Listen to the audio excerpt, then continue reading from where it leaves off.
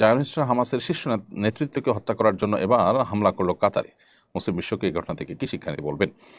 খুবই দুর্ভাগ্যজনক একটি বাস্তবতা যে আমরা এক একটি দেশ একের পর এক আমরা হামলার শিকার হচ্ছি এবং প্রত্যেকে মনে করছি যে আমি তো ভালো আছি, অমুক আক্রান্ত হয়েছে। কিন্তু গোটা মুসলিম বিশ্ব যে আসলে একটি দেহের মতো সেটা আমরা অনেকটা ভুলে যেতে বসেছি, দুর্ভাগ্য আমাদের। এবং এই জন্যই ফিলিস্তিনে তারা যে নির্মমতা চালাচ্ছে সেখানে আমরা কিছু শোক বার্তা জানিয়ে শুধুমাত্র আমাদের দায় সারছি। এই জন্য একের পর এক আমরাও কিন্তু আক্রান্ত হচ্ছি। এই ইহুদিবাদী রাষ্ট্র তারা তাদের যে হামলাকে প্রসারিত করছে এবং বিভিন্ন দেশগুলোতে, স্বাধীন দেশগুলোতে তারা হামলা করছে। এখান থেকে আমাদের বার্তা নেওয়ার আছে অনেক।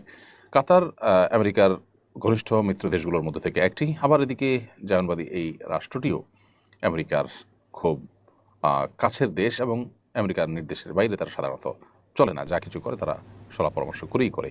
এর মানে দাঁড়ালো যে আল্লাহ তাআলা কোরআনে যে বারবার করে বলেছেন যে ইহুদি খ্রিস্টানরা কখনোই তোমাদের উপরে সন্তুষ্ট হবে না, মুসলমানরা যতদিন পর্যন্ত তাদের ধর্মে তোমরা দীক্ষিত হয়ে না যাও। তোমাদের সাথে তারা উপরে মিত্রতা বা বন্ধুত্ব এটা স্থাপন করবে, তলে তলে তোমাদেরকে ধ্বংস করবার জন্য তারা ঐক্যবদ্ধ। সেটার আরেকটা বাস্তব উদাহরণ আমরা দেখতে পারলাম।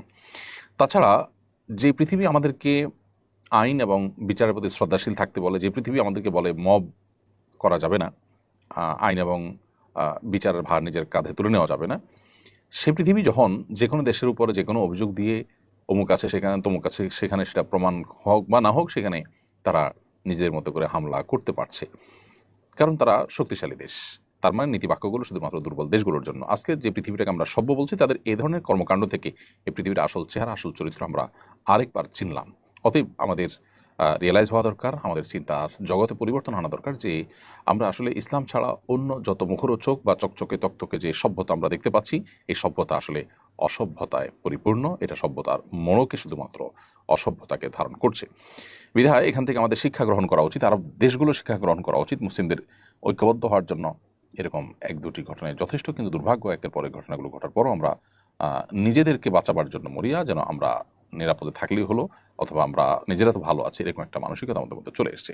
আল্লাহ রাব্বুল আলামিন আমাদেরকে হেফাজত করুন, মুসলিম মিল্লাতকে আল্লাহ তাআলা হেফাজত করুন।